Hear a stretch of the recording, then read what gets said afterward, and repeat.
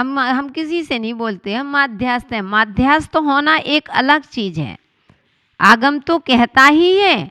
अमित गति आचार्य महाराज अपनी सामायिक पाठ में लिखते हैं कि माध्यस्थ भावम विपरीत वृत्तौ, जो धर्म से विपरीत जा रहा है, मालूम है यह तुमको उल्टा सीधा कह रहा है, इसके कारण से हमारे परिणाम खराब होना है, तो अमित गति आचार्य महाराज कहते हैं माध्यस्थ भावम, कि माध्यस्थ रहो।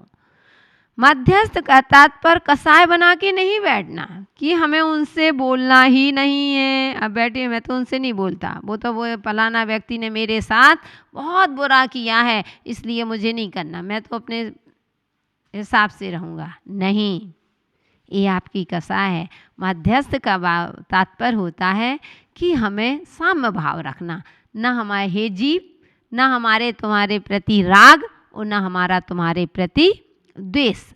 आप अच्छा करो तो भी द्वेष नहीं, खुशी नहीं, और अगर आप बुरा करो तो भी हमको द्वेष नहीं।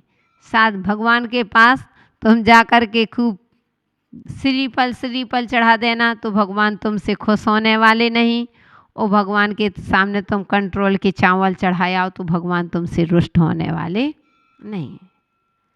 एक परिणाम जो भक्ति कर रहे हैं तो ये इसका फल हमको ही मिलता है। गुरु के सामने तुम गुरु के खूब गीत गाते रहो तो सच्चे दिगंबर साधु होते हैं, वे तुम्हारी गीतों से प्रशंसा से फूलते नहीं हैं।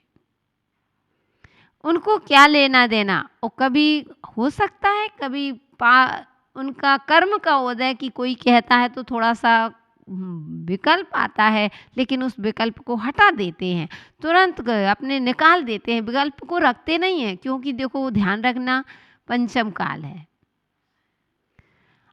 आप भी इंसान हो, साधु भी इंसान है। आखिर खान पियन तो आपका ही करते ना, तुम्हारे ही हाथों का तो खाते हैं, तुम्हारे ही हाथों से पानी पीते हैं, तुम्हारा ही बना हुआ आहार खाते हैं, तुम्हारी घर का तो खाते हैं, उनका घर कोई परिवार तो कोई है नहीं है। तो जैसा आप खिलाओगे तो उसका भी है। क्रोधी व्यक्ति अगर आहार देता है, क्रोधी व्यक्ति अगर जूस वगैरह कुछ भी निकालता है तो उसका असर साधु को पड़ता है, ध्यान रखना। इसलिए कहते हैं जब चौका आदि लगाते हो शुद्धि रखो। विशुद्धि क्यों कह दिया, क्यों बुलवाते हैं साधु? मन शुद्धि। क्या आपकी मन की शुद्धि थी? आपके मन में कोई समता, इतनी समता आपने धारण की थी? आपके मन में कोई कसाय वगैरह तो नहीं घट रही थी, कोई कसाय तो नहीं भड़क रही थी, आपकी मायाचारी तो नहीं चल रही? मायाचारी चल रही है, इधर चौका दगा रहे, आहार दे रहे हैं, इधर शुद्धि नहीं है, इधर ऊपर से अंदर के कपड़े अशुद्ध हो गए, ऊपर से 16 पहन लिया, मन शुद्ध यानी कसाय, मायाचारी। माया क्या? क्रोध, मान, माया, लोभ, ये 4 कसाय होती है। तो क्रोध भड़क रहा, मायाचारी कर रहे हो, मान में बैठे हो कि नहीं आज तो मैं ही पूरा आहार दूंगा, बस इसको बिठा लेते हैं। माता जी कल्पना को ज़्यादा चाहती हैं, कल्पना से पहले नंबर के आहार ले लेते हैं। नहीं, ये तुम्हारा द्वेष है, क्योंकि अभी तुम्हारे मन में अहंकार बैठा है, तुमको लग रहा है उनसे न लेकर के हमसे आहार। तो कहने का तात्पर्य क्रोध, मान, माया, लोभ चल रहा है। इसलिए साधु क्यों शुद्धि बुलवाते हैं कि शुद्धि बोलो। कौन सी शुद्धि बोलते हो? मन शुद्धि। सबसे पहले क्या आ गया? मन शुद्धि। वचन की तो बाद में है, सबसे पहले मन की। मन की शुद्धि इसलिए बुलवाई है कि तुम्हारे अंदर क्रोध तो नहीं था, ओ फिर भी अगर क्रोध था वो आप बोल रहे हो, मायाचारी चल रही, छल कपट, वो आपने बोल लिया, मन शुद्धि। साधु ने तो ले लिया, साधु तो आहार कर लिया। क्या मतलब? आपने दिया, आपसे बुलवाया हूँ, बोलिए शुद्धि, बोलिए, बोलो नरेश जी शुद्धि बोलो। नरेश जी ने शुद्धि बोल करके मन शुद्धि, वचन शुद्धि, काय शुद्धि, आहार जल शुद्ध है, साधु ने ले लिया। इसका पाप का भागी कौन बनेगा? स्वयं बनोगे ना। इसमें साधु को पाप नहीं लगना, लेकिन हाँ वर्गणाओं का इतना प्रभाव पड़ता है। अगर आपने क्रोध में भरे हुए थे, भले बोले नहीं हो, उस दिन आहार दे दिया अथवा चौका लगाया, आपने जो छुआ वो साधु लेगा, उसको साधु को उस दिन थोड़ा बहुत तो मतलब उसकी विशुद्धि घटेगी ही घटेगी, ऐसा नियम है। तो जैसा खाओ अन्न वैसा हो मन, इसलिए शुद्धि के साथ अच्छे से क्रोध कभी नहीं करना चाहिए।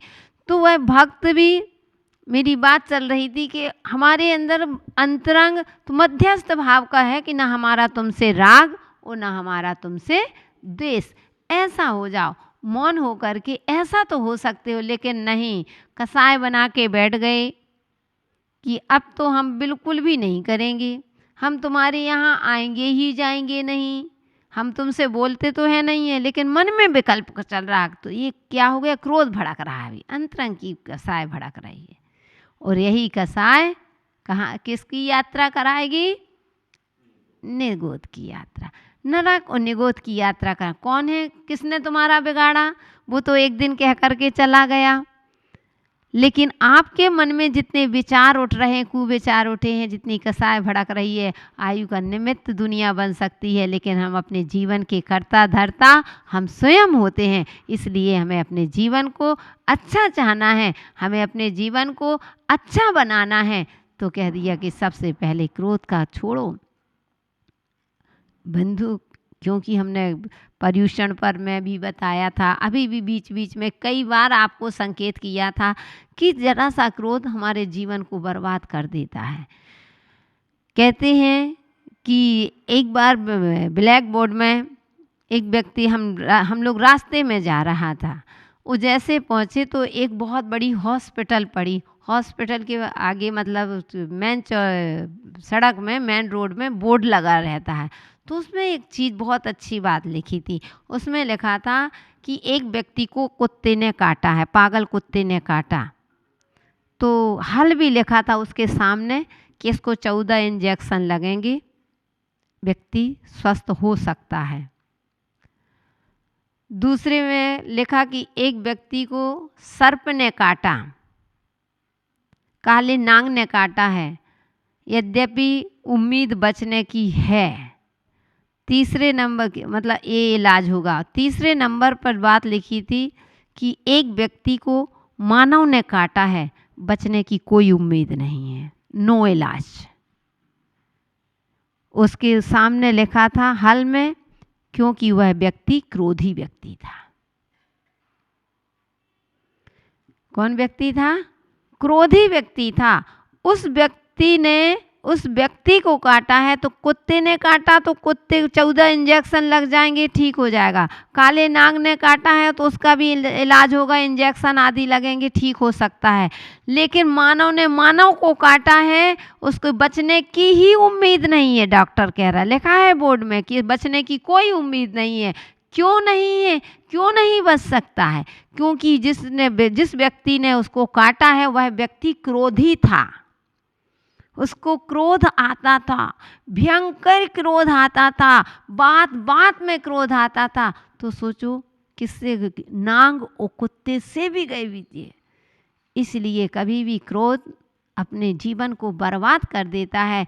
और लोग बहुत सारे, माता जी हम नहीं करना चाहते क्रोध, लेकिन क्या करें, हमको क्रोध आ जाता है, हम सोचते हैं हम क्रोध को नहीं करेंगे, लेकिन ऐसा निमित्त, अरे भैया जिस कुएं में पानी होगा बाल्टी डालने पर उसी में तो पानी आएगा ना।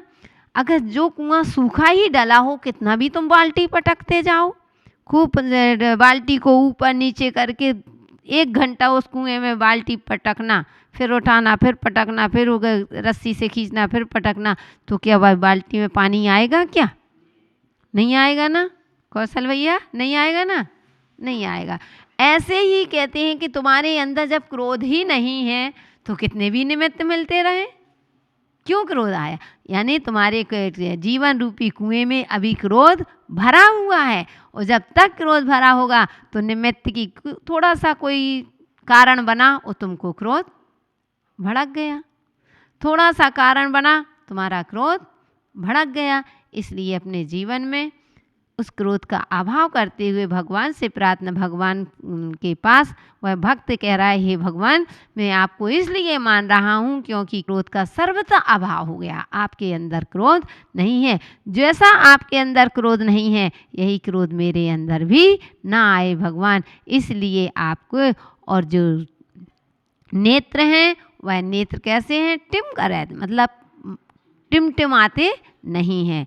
ऐसा करते हुए आगे का विषय हम कल देखेंगे। जय बोलिए महावीर भगवान की जय। जलम प्रभवती, जलम बन जाता है, श माने वे, महावीर स्वामी, महावीर स्वामी, मी माने मेरे, नयन यानी पथगामी, नयन पथगामी नेत्रों के मार्गगामी, भवतु यानी होवे, न माने हम सभी के नयनों के पथिगामी होवे। यहाँ पर कह रहे हैं कि जिनके दोनों चरण कमल नमस्कार करते हुए देवों के मुकुटमणियों की प्रभा से शोभायमान हो रहे हैं, ऐसे जगत में जिनका स्मरण मात्र भी संसारी जीवों के संसार की ज्वाला की शांति के लिए जल बन जाता है। भगवान की भक्ति करने से जब हम भगवान का स्मरण करते हैं, कितनी संसार की ज्वाला कितनी बड़ी है, उस संसार जो ताप है, उस संसार ताप से यह प्राणी तपा हुआ है। हम उस संसार रूपी अग्नि में ऐसे जल रहे हैं, आज तक हमने उसमें शांति का अनुभव नहीं किया। अगर गए भी हों, कितनी बार हम मनुष्य पर्याय हमको मिली होगी, क्या एक बार मिली क्या? कितनी बार हमको मनुष्य पर्याय मिली, कितनी बार हमने जैन कुल में जन्म लिया होगा, ऐसा नहीं है कि एक ही बार में मिला। कितनी बार जैन कुल में जन्म लिया होगा, और जैन कुल में जन्म लेकर के भी हम अपने जीवन में शांति का अनुभव नहीं कर पाए।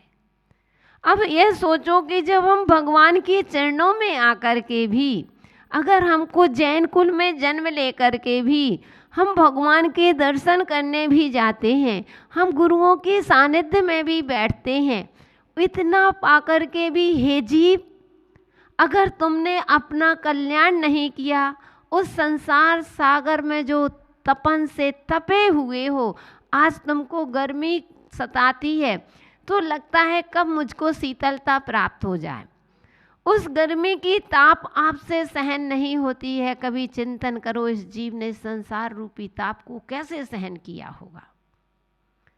कभी चिंतन करना, कभी विचार करना कि हम कहाँ, हम अपनी क्यों नहीं हम चेत पा रहे हैं, आखिर हमारा कारण क्या है, क्यों हमें इतना हम संसार से भयभीरू नहीं हो पा रहे हैं। कोई कर्मों का तीव्रोदय होगा,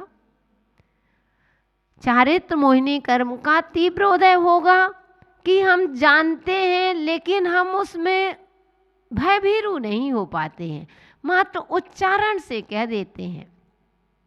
तो यहाँ कह रहे हैं हे भगवान, आपका मात्र नाम स्मरण से, दर्शन की तो बात की चीज है, दर्शन की तो एक तरफ अभी रखो, मात्र भगवान आपका स्मरण करने से ही संसार की जो ज्वाला है वह परम शांति को प्राप्त कर लेती। मतलब इतनी शांति मिलती है आपका नाम स्मरण करने से। वास्तव में ये बात हकीकत है कि अगर जब हम भगवान का तहे दिल से हम भगवान को याद करते हैं, हम तहे दिल से भगवान की भक्ति करते हैं, इतनी आत्मा में अनुभूति होती है, कितने भी किसी भी प्रकार के विकल्प हों, लेकिन अगर हम भगवान को स्मरण कर लेते हैं, हमें ऐसा लगता है कि जैसे मुझे कोई औषधि मिल गई हो। हमने एक बार बताया था, उस प्रवचन में बताया था कि भगवान का अथवा गुरु का नाम स्मरण कर लेने से जो हमारे आराध्य हैं, चाहे हम भगवान को अपने आराध्य मानते हैं, अपने गुरु को आराध्य मानते हैं, जिसको भी हम अपना आराध्य मानते हैं, सबसे पहले क्यों कहा है कि अपने गुरु के लिए प्रातः स्मरणी के लिए, भगवान को कहा प्रातः स्मरणी, कि ये भगवान प्रातः काल की वेला में सबसे प्रथम आप ही स्मरण करने लायक हैं। आज तक हमने स्मरण किसको किया? बेटों को कर रहे हैं, बेटियों को कर रहे हैं, परिवार को कर रहे हैं, जो स्वप्न में अभी होना नहीं है, संभव नहीं है, उसकी कल्पना में डूबे हुए हैं, वो स्मरण कर रहे हैं ऐसा हो जाए। लेकिन सबसे पहले हम अच्छा तो चाहते हैं, क्या कभी हम भगवान के चरणों में, कभी हमने भगवान सो करके उठ के सबसे पहले भगवान को स्मरण किया? ठीक है आप करते हो, हम तो संसार की बात कर रहे हैं। संसार में ऐसे प्राणी हैं जो उनको भगवान का कभी नाम ही नहीं लेते। तो भगवान का अथवा गुरु का स्मरण करने से हमारे सारे कार्य बिगड़े हुए कार्य सब बन जाते हैं। हमारे स्वयं हमारे एक भक्त है नीमच में है रचना, माता जी ने एक बार घटना बताई भी होगी शायद। तो उसको इतना है, सो के उठेगी सबसे पहले वो स्मरण करेगी। स्मरण करने से अगर उसकी इतनी बहुत सारी ऐसी समस्या, ऐसी ऐसी बड़ी बड़ी उसके ऊपर संकट आए, विपत्ति आई कि यानी सब कुछ चला गया, कुछ नहीं बचा। और बस उसने एक बार फ़ोन करवा दिया, जब ये लोग दीदी लोग थी, कि गुरु माँ से बोल देना, आशीर्वाद दे दो, ऐसी ऐसी परेशानी हो गई। इन्होंने अभी बताया नहीं, बिहार चल रहा है, इनको ये भी भूल गई, हमको पता ही नहीं। बस उनने कह दिया कि गुरु माँ ने कहा कि बस अपना गुरु का ध्यान करो, भगवान का ध्यान करो, ठीक हो जाएगा। बस उसने किया, उसके सारे काम बन गए। अब मैंने कुछ भी नहीं कहा भी, लेकिन किससे बने? स्मरण से। मतलब भगवान को, अपने गुरु को प्रातः काल कभी भी हो 5 मिनट तो अपने लिए निकालो। मैंने अपने एक बार बताया था कि वेदी प्रतिष्ठा हो रही थी जयपुर के पास, नरैना राजस्थान में है, नरैना में वेदी प्रतिष्ठा हो रही थी। वहाँ बहुत अच्छे अच्छे मतलब प्रतिमा है। वहाँ पर विशेषता थी, बताते हैं कि वहाँ पर इतनी एक भी प्रतिमाएं प्रतिष्ठित करी हुई नहीं है, सब भूगर्भ से निकली हुई प्रतिमा। इतनी बड़ी बड़ी विशाल प्रतिमाएं हैं। तो वहाँ पर निकली थी तो वेदी प्रतिष्ठा कराना थी। वहाँ का नियम था जब तक ये भगवान वेदी प्रतिष्ठा में कराओ, जब फिर दूसरे भगवान फिर निकल आते हैं। तो इतने तो अजितनाथ भगवान का मंदिर था, लेकिन कहते हैं कि मूल नायक अजितनाथ, सबसे पहले वहाँ पर अजितनाथ भगवान निकले होंगे। अजितनाथ तो बीच में अजितनाथ भगवान नहीं थे, बीच में बैठे थे महावीर भगवान, इस तरफ बैठे थे आदिनाथ भगवान, उस चंदा प्रभु भगवान, एक तरफ बैठे थे विराजमान थे अजितनाथ भगवान। तो जब हमने वेदी प्रतिष्ठा कराई और भी जन वेदी भगवान रखे थे उनको, तो मैंने कहा सबसे पहले मूल नायक को। और मूल नायक क्या हुए थे, जमीन मतलब जमीन से कहने के तात्पर्य कोई आसन नहीं था, जो समान तरह से बैठे थे। राजा हमेशा ऊंचा बैठता है, जो मुखिया होता है ऊंचा। अब आप ही देख लो, गुरु हमेशा ऊंचे बैठते हैं। ऐसे नहीं है कि शिष्यों के बराबरी से बैठ जाएं या शिष्य गुरु के बराबरी से, ये मर्यादा नहीं। तो भगवान को जो मूल नायक होते हैं, चाहे इतना सा ऊंचा उठाओ, लेकिन भगवान का आसन ऊंचा देना चाहिए।